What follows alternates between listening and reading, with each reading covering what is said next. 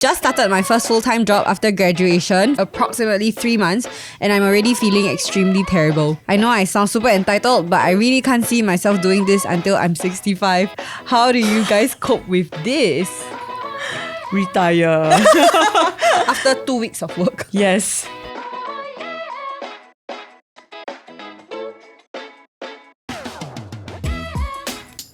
Hi everyone, welcome to another episode of NGL People, where we talk about things in life that matter. I'm Zel and Weiyeat. I'm Natasha. And I'm Weiyeat. And today we're back with NGL React, where we read stories on the internet and, share what we think about them. Yeah, and you know why we really wanted to do this, right? It's because NGL is a lot more about a community of people. And it really is not just about the things that we go through in life that we like to talk about. We really, really love to hear what you go through in life as well, and what better way to find out more than through Reddit. Yes, let's get on with our story. Okay, I read.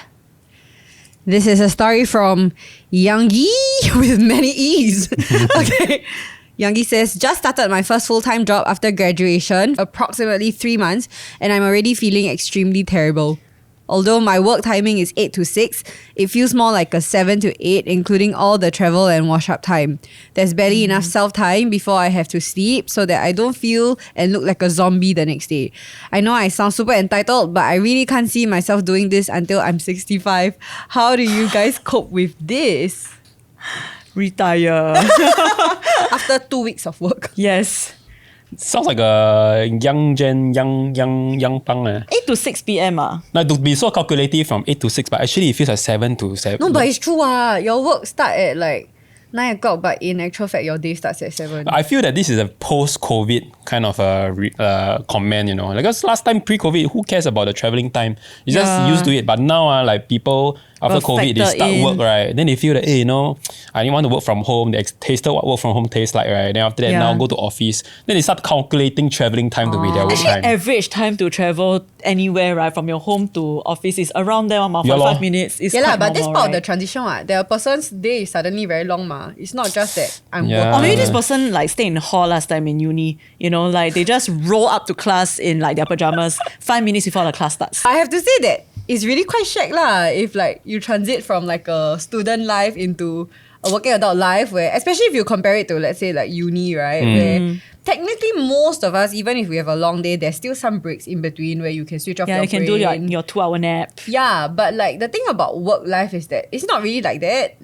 In most workplaces, if you are working from this is 8 to 6, right? Your brain is switched on from 8 to 6, probably 12 to 1, you switch off for lunch. But if you're working in the CBD, you are fighting people non-stop. It's hot, it's sticky, long queue everywhere.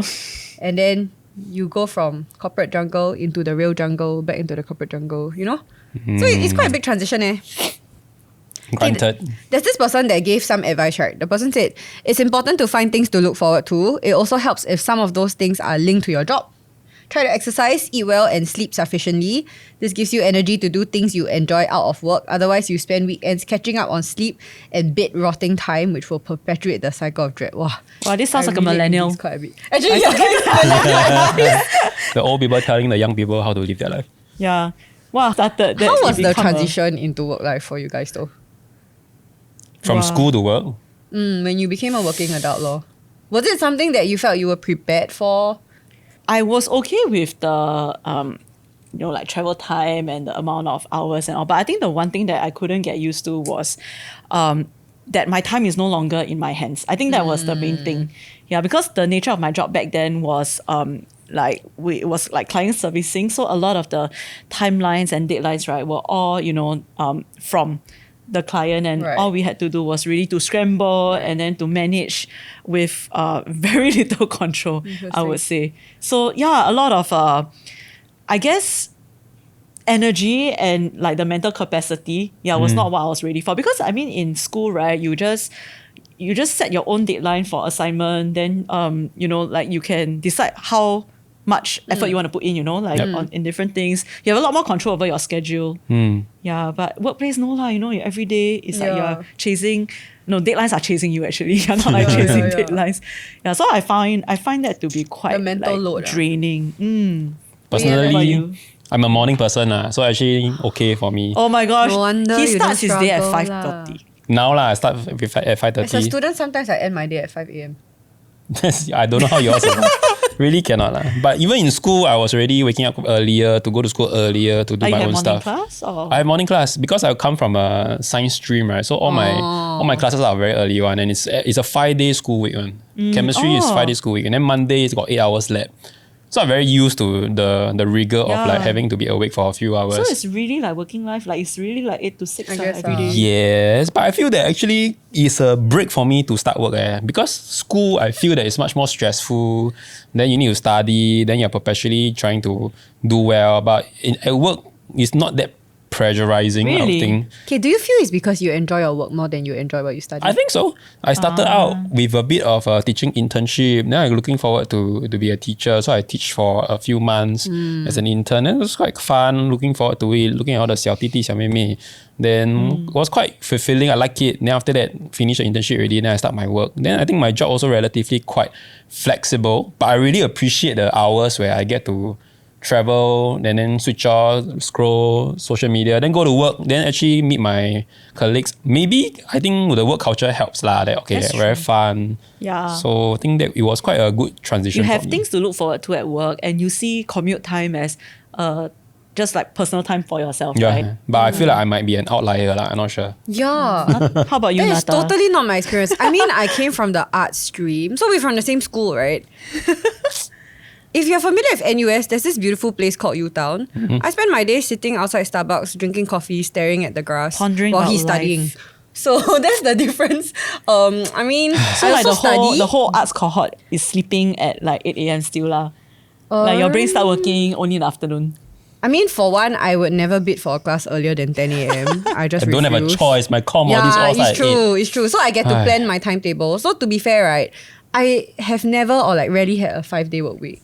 Yeah, so my student life was really quite carefree. It was like 3 to 4 day work week. I mean, there's still a lot of work to do. I think the nature of work is different. Yeah. Like Yeah. probably from the science stream, you have a lot of class time. I have a lot of like work to do. So like a lot of readings but it's very like on my own time.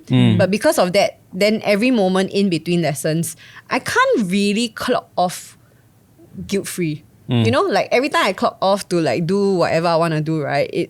There's this nagging thought that like, okay, You this still time have- could have been spent doing my readings Yeah. so that I can be more on track. So I think that had impact on work life in different ways lah. So for one, because my student life was quite like free, quite flexible, right? Yep. Having to wake up every single day to come to work, and I'm really not a morning person. I hate waking up early. So that was like quite tiring. Yeah. Every night I go to sleep with the anxiety that I might not wake up on time the next morning. So like, I do not relate with people who wake up at like 6 a.m. to exercise. Sometimes even exercising at 6 p.m. is difficult for me.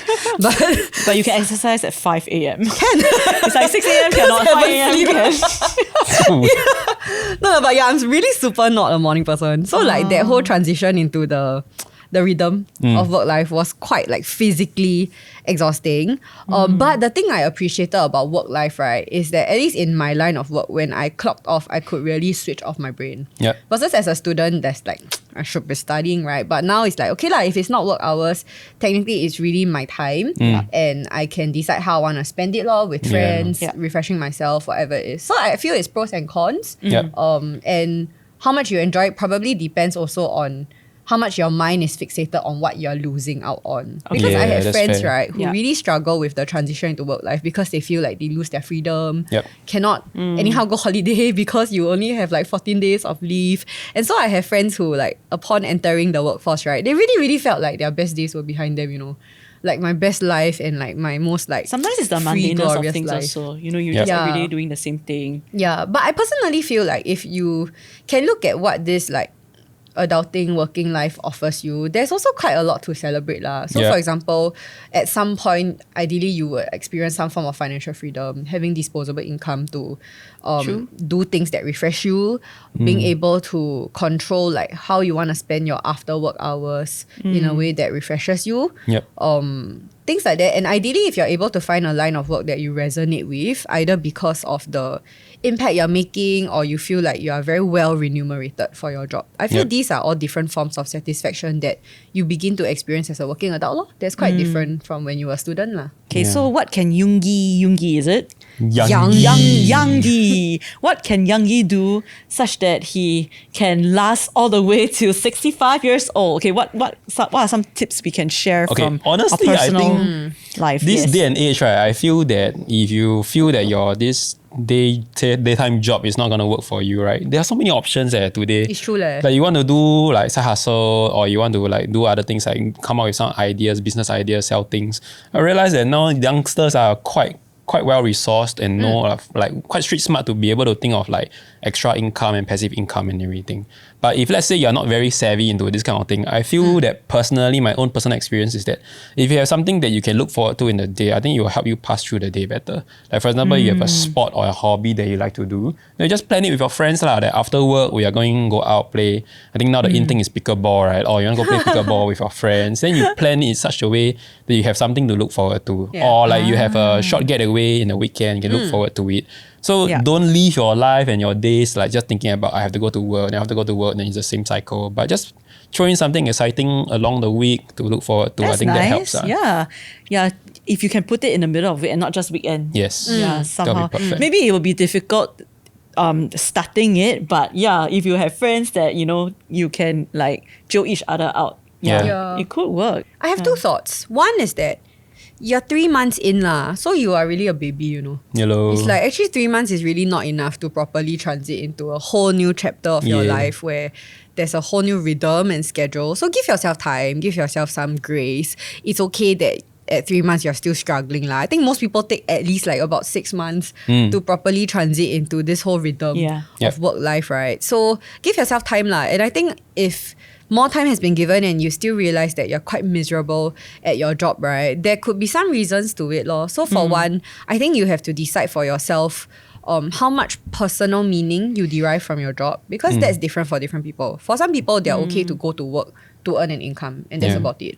But for some people, if you're very impact driven, right, like it really, really tortures you when you have to do work that you find very not meaningful, very like lame and things like that, right? And if that's you, then okay at least you took these few months to figure that out and you learn something new about yourself. And then in the next job that you look for something that you resonate with deeply. But for some people, you might realize that maybe it's not so much the line of work, but it's the work environment that makes you feel very, very sian and you dread going to work so much. And I think these are all indicators that help you to learn more about yourself and take this as a chance to know what you appreciate in a workforce, in a workplace, because you're really, really just at the start of your working journey. Just because it starts off on a less than ideal note doesn't mean that it's going to continue that way forever. I think this is just part of that calibration process where you figure out what you want. Yeah, it's interesting. I just wanted to add on to that because I feel like sometimes we might think that we forget like that there are different seasons, right? And there are different stages of growth, for example. So maybe we are at the first few months and we are actually at maybe like at like this point, like step one, but maybe we are looking at everybody else or maybe people at workplace and they are already like here, but and then we see that, hey, how come I'm still not getting things done? I'm not understanding things, or how come my energy capacity is not like that? And then we start to feel very discouraged. But I realize that it's important that if we recognize like which stage we are at, and I think for those of us who just started like work, and it may not just be you're fresh out of tertiary education. It could be like you've been working for a few years and then you go into a new job, new industry. You're back. You can go back to like maybe level 1 to see. And I think that's where we can take the pressure off ourselves to know that at the start, right, it really is just about observation, or maybe it's about just survival. Right? You just need to survive.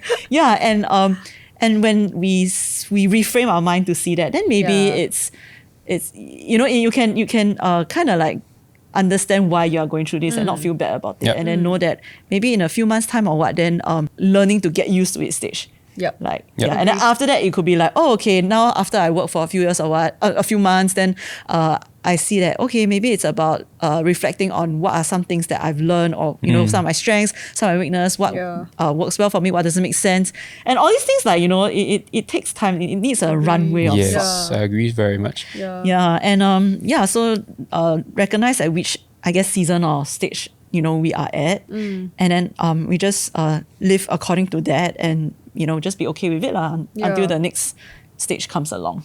I really like this. And I feel like this is maybe it's the wisdom on hindsight, Like now that you've been working for what, 10 plus? Maybe, 10 years plus. 10 plus years, right? Time I flies. think then you look back onto the first steps and you realize that, actually there's so much more wisdom now with how you break down the whole journey and see it. Sometimes when we're at the start, especially if you maybe have a tendency to project into the future and try to anticipate what it's like, right? It can look quite negative.